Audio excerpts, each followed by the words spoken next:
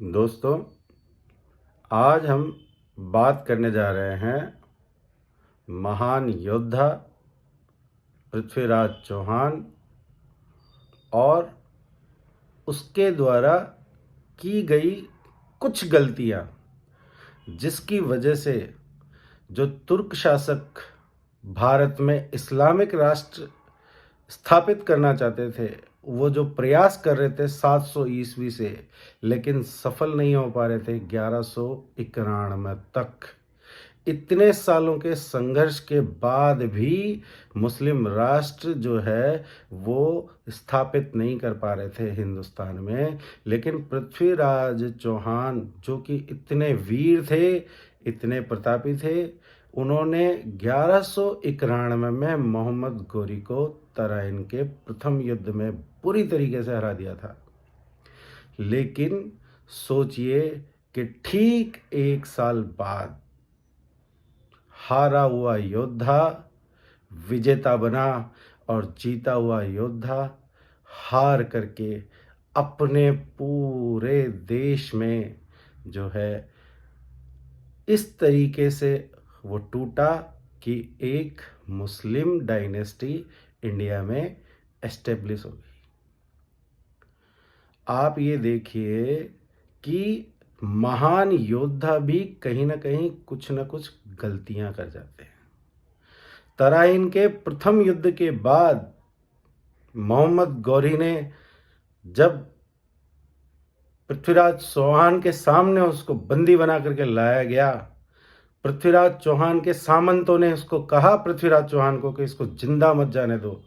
लेकिन पृथ्वीराज चौहान, जो कि एक बहुत ही बलशाली राजा था, उसको अपने बल पे पूरा विश्वास था, अपने कौशल पे पूरा विश्वास था। उसने उसको माफ़ करके कुछ पेनल्टीज लगा करके उसको वापस भेज दिया।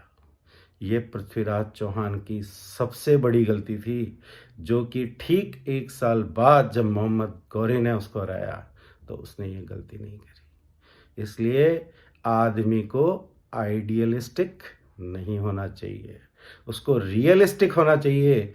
अपने आने वाले खतरे के बारे में उसको फार साइटेड होना बहुत ज़रूरी है।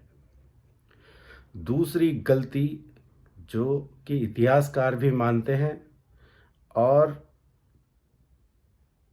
बाकी लोग भी इस बारे में दबे जबान में या खुले में चर्चा करते हैं कि पृथ्वीराज चौहान ने तराइन के प्रथम युद्ध के बाद भोग विलास और अति आत्मविश्वास में इस चीज़ को बिल्कुल ही प्रेडिक्ट नहीं किया कि टूटा हुआ मोहम्मद गौरी दोबारा से अपनी पूरी ताकत से वापस उससे लड़ने के लिए आ जाएगा। और उसने इस एक साल में अपने आसपास के पड़ोसी राजाओं को इस बात के लिए बिल्कुल तैयार नहीं किया कि वो जो आक्रांता जो भारत की ओर बढ़ रहा है वो एक धार्मिक मकसद लेकर के आ रहा है। लेकिन पृथ्वीराज और उसके सामंत उस धार्मिक मकसद के खिलाफ जो लड़ाई लड़ रहे थे वो राजकीय लड़ाई लड़ रहे थे। मोहम्मद गौरी इस्लाम के राज्य को स्थापित करने के लिए लड़ रहा था और पृथ्वीराज चौहान एक राजा से राजा के लड़ाई की तैयारी तक नहीं कर पाया एक साल में। कई इतिहासकार बोलते हैं कि उसने उस एक साल के दौरान जयचंद की पुत्री संयोगिता जो थी उससे शादी कर ली थी और कई महीनों तक उसके सामंतों के समझाने के बाद भी कि साहब मोहम्मद गौरी सर पे आ बैठा है, बिल्कुल पास में आ गया है, बहुत बड़ी तैयारी के साथ आया है, लेकिन पृथ्वीराज चौहान अपने महलों से बाहर नहीं निकले। कई इतिहासकार तो यहाँ तक मानते हैं कि मोहम्मद गौरी के जीतने और पृथ्वीराज चौहान के हारने की सबसे बड़ी वजह ये थी कि जो राजपूत राजा थे या राजपूत जो सामंत थे वो युद्ध के मैदान, जो कि तराइन का द्वितीय युद्ध था, उसमें भारी मात्रा में अपनी महिलाओं को ले गए थे। यहाँ तक कि पृथ्वीराज चौहान भी अपनी बीवी को बैटलफील्ड में लेके गया और कहते हैं कि संयोगिता वहाँ पर प्रेग्नेंट थी।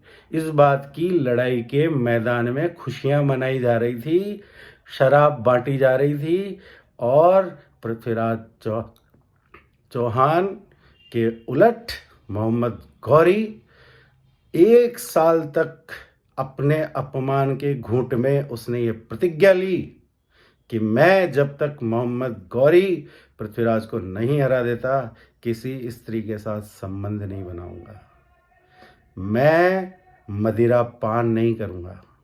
और उसने जाकर के 1 साल के अंदर अपनी ऐसी सेना का गठन किया, ऐसी रणनीति बनाई, आइडियलिस्टिक रणनीति नहीं बनाई, उसका उद्देश्य था सिर्फ जीतना।